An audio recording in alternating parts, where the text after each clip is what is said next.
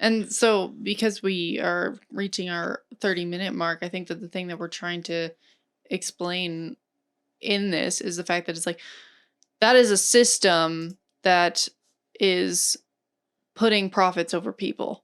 Because now because what they did is they were I was watching another interview that a friend sent me about the housing crisis as well, and I like the analogy that this gentleman used, which was like, you can choose between, you're a basketball coach and you can choose your players that you want on your team, right? So you choose your players that you want. And then all of a sudden the rules change where it says, okay, you can pick a couple more. And they're like, oh, okay, cool, right?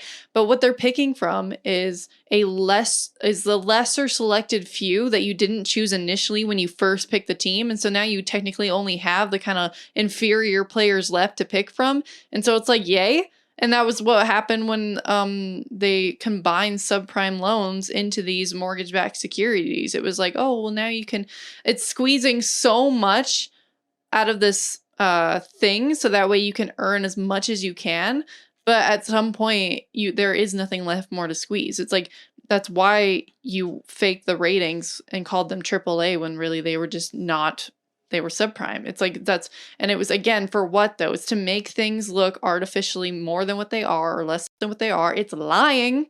But these are people. That like they can't, you're giving them hope that they can go and buy a house. So you loan them out and you're not paying attention. And then like it's a house is not like, it shouldn't be treated necessarily as a commodity just so that way you can, play with the housing market and buy a bunch of houses that are empty. No one's living in them. Or so you can flip them to make the prices look like they are. Yeah, the housing market's not a casino. No, and neither is the economy. And that's what lots of, like, that's what the West does, is it'll do like interest rate swaps, right? And so it's just, there's so much where it's just profits over people. And even sometimes, not sometimes, even the education sector, it's like tuition. It's like you have to go into debt to go get an education. It's like, okay. If the education was really good, then that might not be a bad thing. Because again, it's not all debt is created equal. Because Danielle Smith going to debt for the sake of our this high-speed rail in Alberta, that would be a good debt to temporarily go into. And then we would hope and everybody should put their work and labor to back it up. And then they would pay itself off.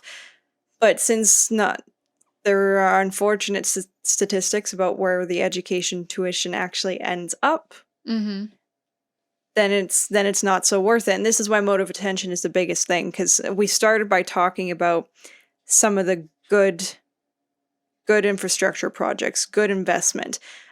Looking at any system, Keynes versus von Hayek, or the free market versus the other one, it's too simplistic.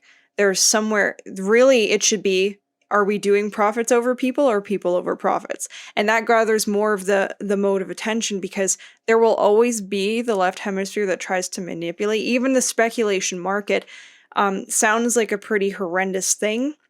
And it mostly has been, because again, it's not like you said, investing into the real commodity.